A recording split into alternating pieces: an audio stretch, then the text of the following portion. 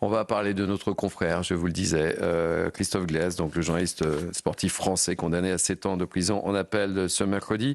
Et pour rappel, il est retenu, je vous le disais, par le régime algérien depuis juin dernier, à la suite de sa condamnation à 7 ans de prison pour apologie du terrorisme. Je vous propose d'écouter Emmanuel Macron qui s'est exprimé sur le sujet et je suis persuadé que cela va vous faire réagir. Je ne sais pas pourquoi, mais je le pense.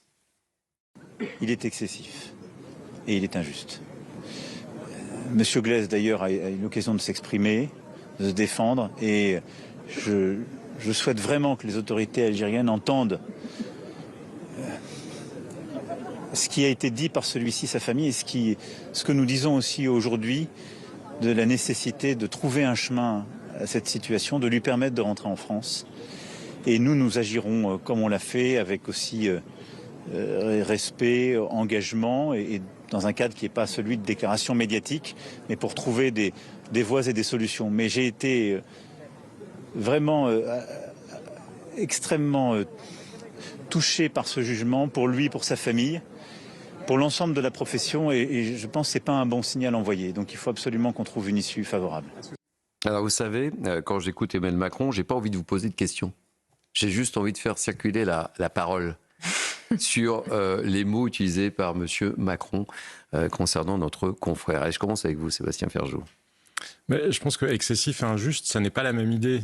Excessif, ça entretient l'idée que c'est une condamnation excessive, mais qu'il y a quand même des justifications à la condamnation. Injuste, au contraire, c'est dire c'est une condamnation qui n'a pas lieu d'être. Donc il faudrait peut-être qu'Emmanuel Macron choisisse l'angle d'attaque, en quelque sorte. Parce que reprochent les Algériens à Christophe Glaise? Ils lui reprochent d'avoir rencontré des autonomistes kabyles, alors que lui les rencontrait dans le cadre de son reportage, et certainement pas pour entretenir un mouvement de séparatisme ou pour soutenir je ne sais quelle cause à l'indépendance algérienne. Et moi, j'ai été très frappé sur les réseaux sociaux pour avoir justement fait des tweets, notamment de soutien à Christophe Glaise, de voir des Algériens qui disent « mais c'est une condamnation justifiée, il n'avait pas demandé le bon visa ». Dans ce cas-là, on n'a qu'à appliquer la même logique, hein. Si quelqu'un qui fait une erreur de visa, c'est 7 ans de prison. On n'a qu'à dire que tous les Algériens qui sont en France, alors ceux-là, c'est même pas qu'ils ont fait une erreur de visa, c'est 14 ans de prison. Et puis alors ceux qui sont sous OQTF, c'est 28, et puis ainsi de suite. Parce que c'est ça la réalité. C'est un régime. Parce que nous, on risque pas de le faire. Non, mais c'est un régime. Et heureusement que nous ne risquons pas de le faire, parce que nous sommes un État de droit. L'Algérie ne l'est pas. Et malheureusement, le président de la République, comme bien souvent, a demandé, enfin, ou le Quai d'Orsay en tout cas, a demandé à la famille de se taire. Moi, j'attire l'attention sur un autre Français, Laurent Vinatier, qui est détenu en Russie depuis maintenant plus de 2 ans, dont on vient d'apprendre qu'il allait être jugé pour espionnage, qui est là encore des accusations complètement délirantes. Le Quai d'Orsay, même chose a dit à la famille, surtout taisez-vous. Quand les gens se taisent, il ne se passe rien pour eux et ils finissent par être condamnés. Et avec Laurence Ferrari, on a décidé d'évoquer à chaque fois dans Punchline, justement, jusqu'à la libération de Christophe Glaise, la situation de Christophe Glaise et notre confrère Paul Amar, et ensuite Laetitia et Sabrina Medjaber. Écoutez, le président Tebboune se joue de nous. Comme d'habitude. Se joue de Christophe Glaise, de sa famille, de ceux qui le soutiennent, de celles et ceux qui le soutiennent, de notre diplomatie et du chef de l'État. Voilà un État voyou qui a pris en otage un confrère, qui refuse d'accueillir les OQTF qui sont des délinquants, qui refuse l'autonomie de la Kabylie, parce que c'est un des enjeux de cette situation, l'autonomie de la Kabylie, qui emprisonne ses opposants politiques.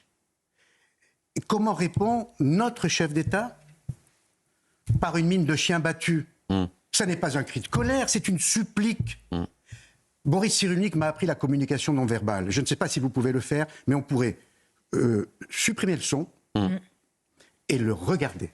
Souvent, je dis la forme l'emporte sur le fond. Ne pas le regarder ses yeux, regarder son comportement.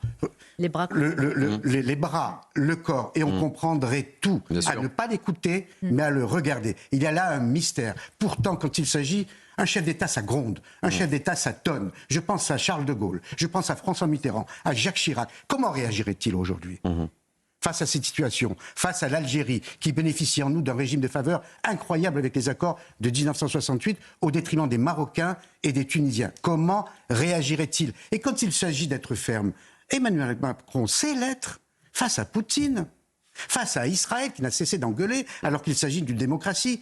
Mais ce ton-là, face à Tebboune, pardon, mais il y a là un mystère que je n'arrive pas à éclaircir. Vous comprenez pourquoi je ne vous ai pas posé de questions spécifiques, je voulais juste vous entendre, et les uns et les autres. parce que je subodorais vos réactions. Laetitia Guinan, quel est votre regard? Moi, c'est moins le ton que les mots qui me choquent. Je ne pense pas que Emmanuel Macron ait utilisé ce type de mots pour catégoriser la condamnation de Boualem Sansal. Et les mots ont un sens. C'est-à-dire que là, effectivement, il accrédite l'idée quand même publiquement que Christophe Glaise a commis quelque chose qui justifiait une condamnation. Évidemment, comme journaliste, je ne peux pas m'empêcher d'être absolument scandalisé qu'on puisse finir en prison, quelles que soient les motivations quand on fait un reportage.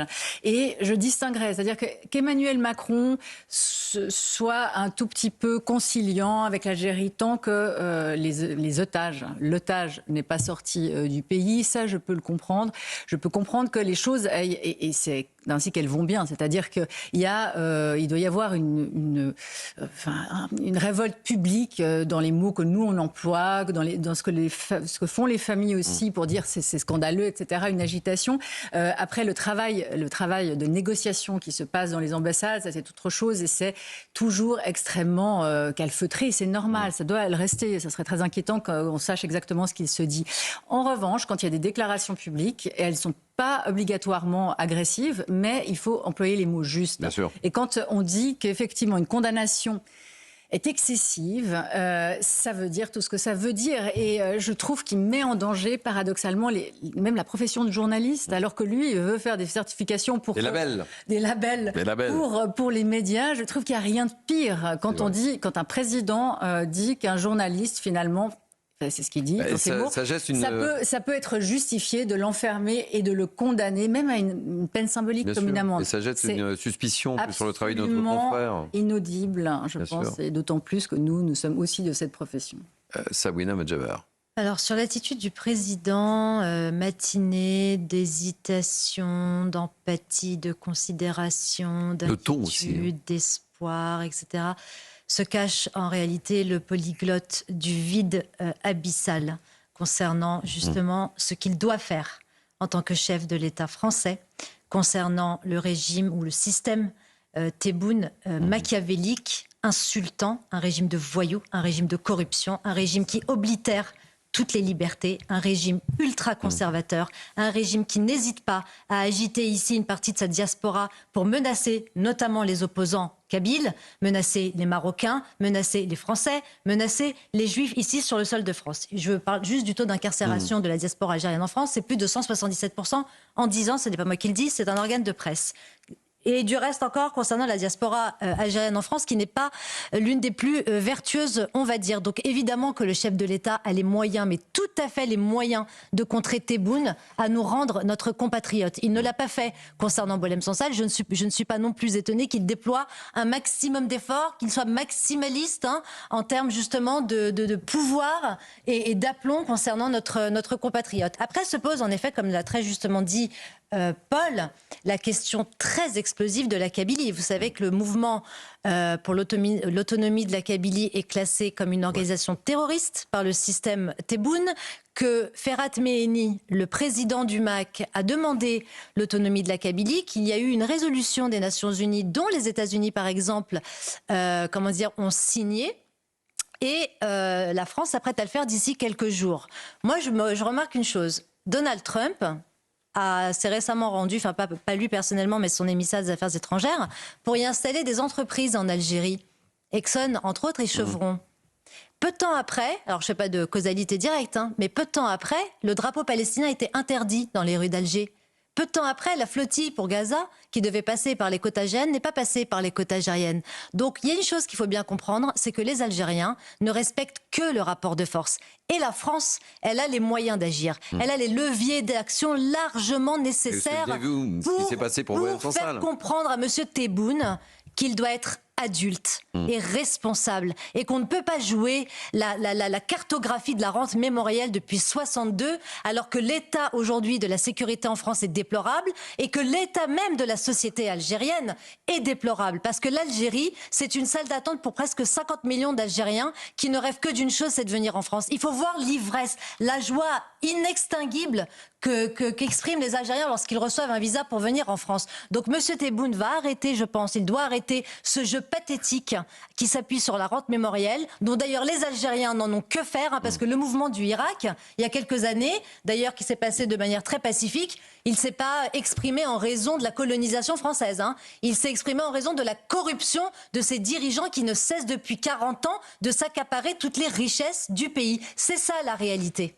Et je rappelle que, heureusement, que l'Allemagne était là dans la libération de Boualem Sansal. Oui. Mais c'est vrai qu'il y a une ironie en parlant de cette rente mémorielle, justement, en demandant en permanence des comptes à la France pour l'histoire. Il ne s'agit absolument pas de contester l'histoire. Oui, la France a colonisé l'Algérie. Oui, il y a eu des crimes pendant cette histoire-là. Personne ne le nie. Et il y a déjà des excuses officielles qui ont été présentées. Mais les Algériens, de manière inlassable, continuent à le faire parce qu'ils cherchent à masquer ce qu'expliquait Sabrina. L'Algérie est un pays riche.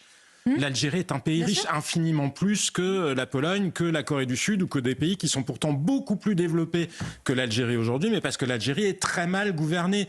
Et quand bien même y aurait-il des réparations, parce que peut-être que ça, les Algériens de la rue, eux, ça les intéresse, si un jour la France, par extraordinaire, finissait par payer des réparations pour la période coloniale, ce ne sont pas les Algériens de la rue qui en verraient la couleur. Cet argent-là, il finirait sur des comptes à Abu Dhabi ou à Genève, parce que c'est ça la réalité de la corruption du régime algérien. Paul, très rapidement, avant de partir en d'un mot, rétablissement de quelques vérités. Pardon, crime commis par la France qui a colonisé l'Algérie. J'ai pas dit contre l'humanité. J'ai dit... Non, j'ai bien entendu. Crime commis par la France, oui. Crime commis par le FLN durant la guerre d'indépendance. Bien sûr aussi, oui. Massacre d'Oran. Réparation. Vous avez raison. Réparation de la France à l'égard de l'Algérie colonisée, pourquoi pas. Mais je vais plus loin. Réparation de l'Algérie à l'égard de la Kabylie colonisée, à l'égard des terres berbères colonisées. Et peut-être que la Turquie pourrait aussi indemniser. Exactement. Elle a été ottomane pendant des siècles. On ne parle que de la colonisation française. On ne parle que de la colonisation française 1830. 1962, on ne parle jamais de la colonisation arabo-musulmane, 7e siècle, où les berbères, les juifs, les catholiques et les chrétiens vivaient en bonne harmonie et ils ont été arabisés et islamisés. On n'en parle jamais. Tout à fait. Les amis, on marque